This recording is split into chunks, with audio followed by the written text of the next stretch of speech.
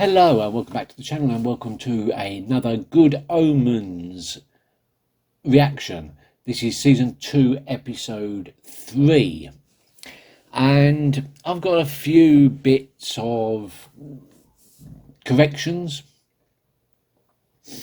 to do from episode 1 because I can now answer some of your comments. I recorded episodes 1 and 2 at the same time, so I wasn't able to answer comments from either episode until now.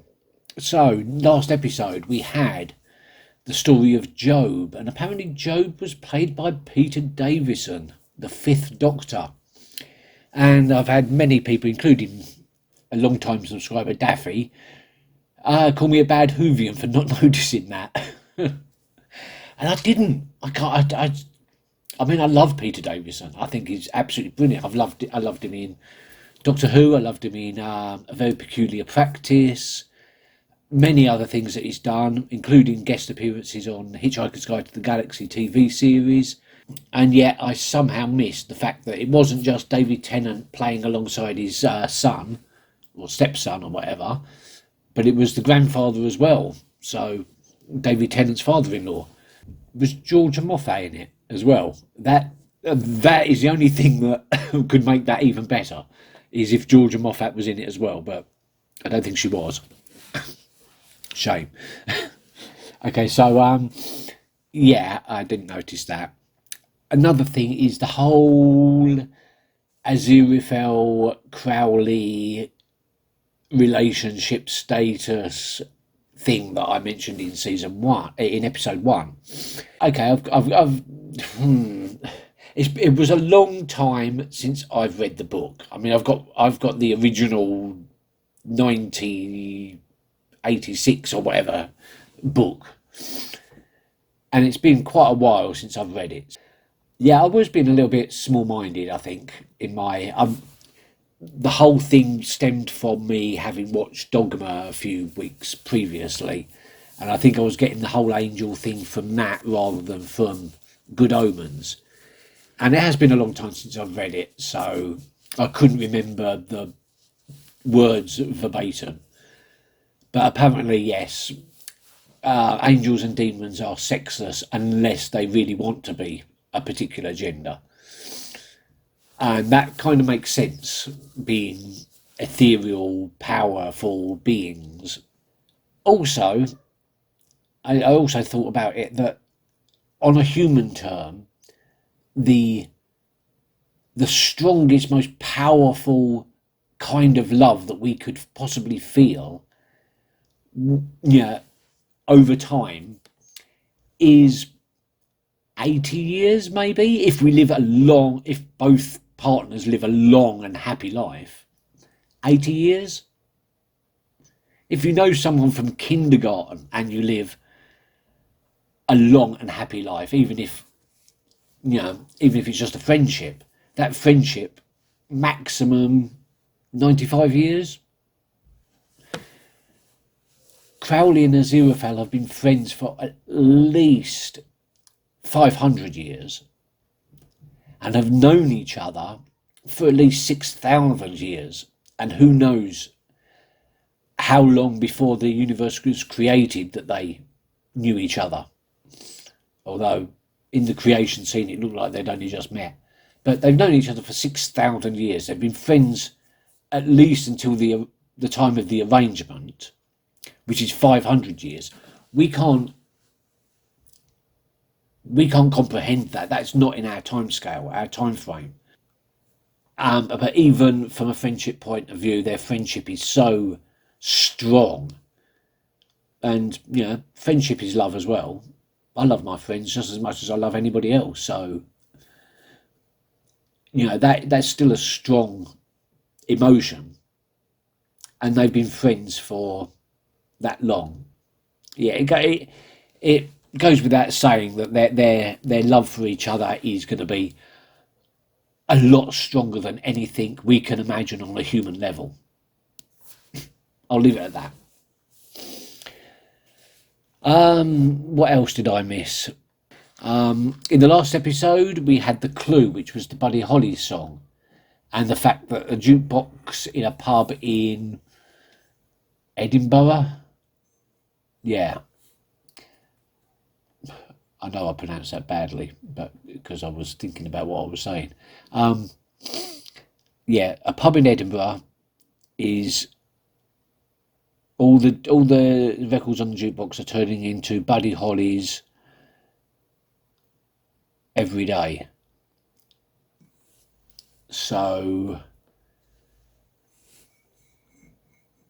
Aziraphale, oh good grief, my brain is shredded today. Aziraphale has gone up to Edinburgh to figure out what's going on, while Crowley supposedly stays behind in the bookshop and looks after Gabriel. I don't see that happening. I think they're both going to go, and Gabriel's just going to screw things up on his own. We also have the secondary story of Nina and Maggie. Not too invested in that at the moment. One, it hasn't become specifically integral to the plot yet, aside from the fact that Aziraphale used it as an excuse to cover up the protection spell that he cast over Gabriel. But apart from that, it hasn't really mattered, their relationship. We know that Maggie's kind of thinks that she's in love with Nina, and that's okay, and I would root for their relationship, yeah, I don't mind that, but one, we don't know if Nina is of the same sexual orientation as Maggie would hope. Two, we don't know if Nina would even consider Maggie attractive anyway. I think Nina finds her a little bit annoying. And three, Nina's in a relationship already, and we don't know anything about that relationship, so we can't doom her already existing relationship for the benefit of this new relationship that I don't think Nina particularly wants anyway. So not so heavily invested in that, and that's why I haven't been including those scenes in my reactions. When their relationship starts to become integral to the plot, then I'll start including some more of Maggie and Nina, but until then there's too much else going on, and I have to cut it down to like 9 minutes, so I'm having to cut away like 5/6 of the show just to make it onto YouTube. So please forgive me the stuff I miss out, because I can't do anything about that. I have to make sacrifices. Alternatively, if you do want to watch the scenes that I miss out, Patreon. Right, let's get on with it. From the confidential journals of A.Z. Fell, volume 6 A.Z. 3. Dear Diary, last month Crowley and I both happened to be in Edinburgh,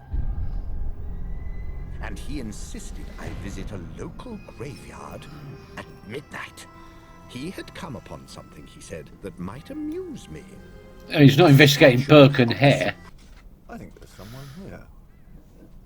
This one's mine, you bastards. Rather strange time to be burying someone. I've got a spade. If the two of you are still here in 10 seconds, I'll use it on you. I just thought I should warn you that digging up bodies... Well, it's wrong. It's frowned I'm not upon. using it anymore. There's something for his family to cry over. Now, would you like a wee hand with your corpse? Yeah, they're going to become Burke and Hare. What's in the barrel, hen? I didn't. Please tell me you didn't. Oh, she absolutely did. Nice fresh body. It was just this once. I promise we can get £7, even £8 for a good one. We can get a room in a proper boarding house, not like the last one. And you'll never go to bed hungry. Wicked. Oh, I'm down with the wicked. Anyway, is it wicked she needed the money? That is Yeah. Look, I am good. You, I'm afraid, are evil. But people get a choice. Oh yeah. Do something bad or starve to death. Lovely choice. Joel, what are you doing? Nothing. We're getting along terribly well together. You realise I can feel when you drive the Bentley under the speed limit? I'm sure you can't. I can. So put your foot down. Right, all right. I'm awfully sorry. It doesn't seem to want to. What's that? A travel suite. No. These are all too nice. He's turning the Bentley into a good car. You've done something to the car. Oh my god! The car is not yellow. It has been yellow. It is not going to start being yellow now. It is. It's yellow. Get back. It's still got... there we go. That was good. It would have taken a miracle to render that freshly buried body unsellable. Oh dear. Something smells rather ripe. Yeah, but good job, because in doing the good thing, you've just sentenced them to having to spend the night on the streets with no food. I'm just trying to save lives and teach students. I'll either end up with a knighthood or condemned as a resurrectionist and hanging from a rope. And Aziraphale finally gets the impossible choice. Resurrectionist.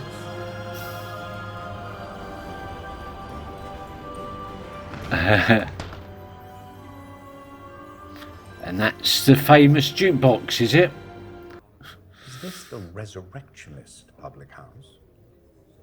He'll be one of those investigative reporters, no doubt. I'm just here to get the skinny lowdown on that mysterious song that played itself on your establishment's jukebox. That started last year. Give me the facts. Was this chap, by any chance, among those present? Listen, I serve hundreds of people a week. I'm not going to remember some... Oh. Well, yeah. Oh. Aye, okay. I remember him. Was he? Oh, no. Who was he with? Oh, I don't know. Just another Mason. Was he a big high-up or something? He certainly used to be. Yeah. Not that many higher. I'm telling you.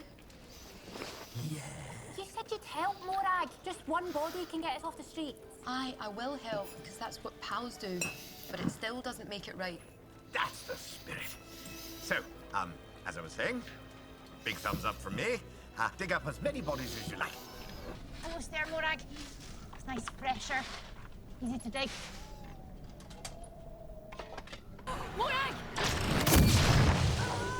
Obviously, the firing of the grave gun had alerted the local watchman.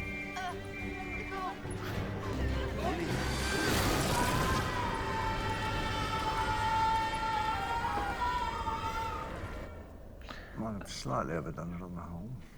Yeah. Miracle it away. Save her. I know it's not technically allowed, but this is all my fault. And I really can't bear it if that young woman... I could heal her. No, it's the right thing to do. I will brook no... what are you...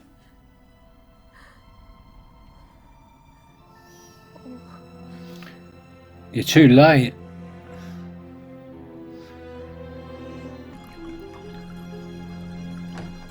Here we are.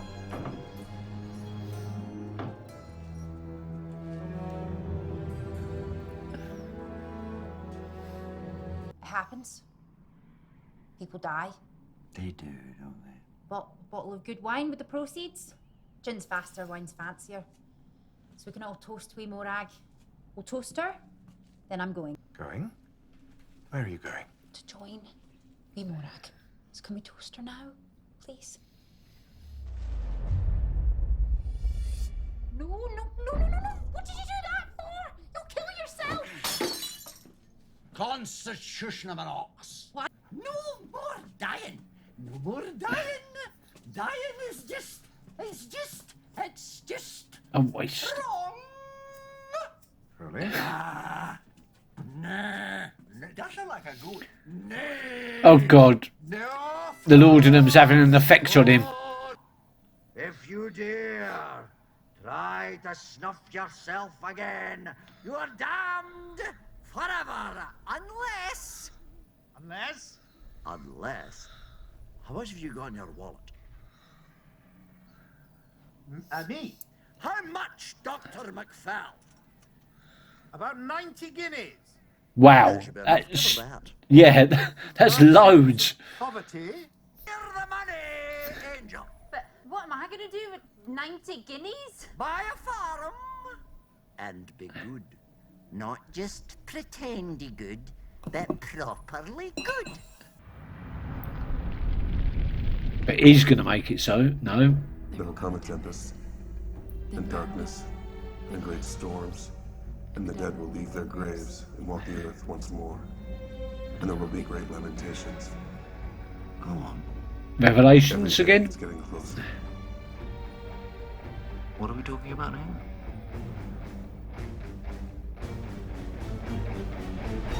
Armageddon? No.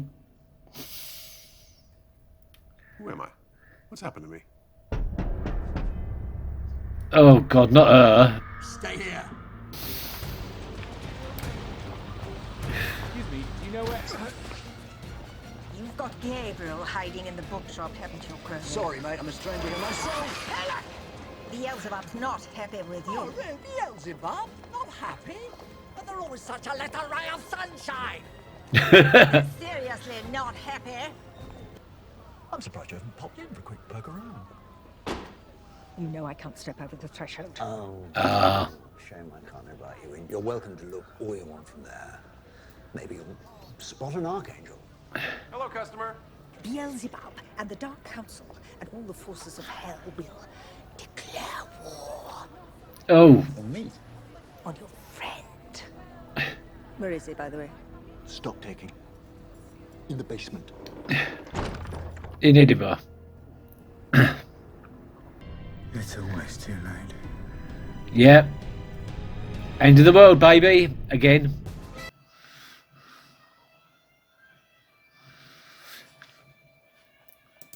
Well, let me just I want to go back to the credits because I've probably missed somebody again.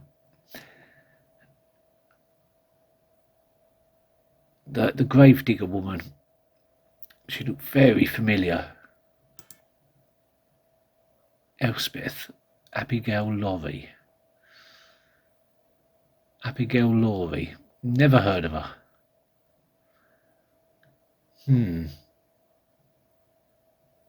She looked so familiar as well. Oh well, she looked so familiar that I was certain I must be looking at somebody I knew, but the name doesn't ring a bell. The face does though. Can't think of where though. Okay, that was a really good episode. It did get a little bit Birkenhair. No Birkenhair was actually mentioned, but it got a little bit Birkenhairy. Birkenhairy. Yeah, brilliant episode. I don't really have much to say about it because the story wasn't really pushed forward that much. Again, the whole trying to get Nina and Maggie together didn't work again. It was just a good story mostly set in the late 1800s and made some very, very good points about body snatching because it was back then it was illegal to dissect a dead body, good Christian souls and all that.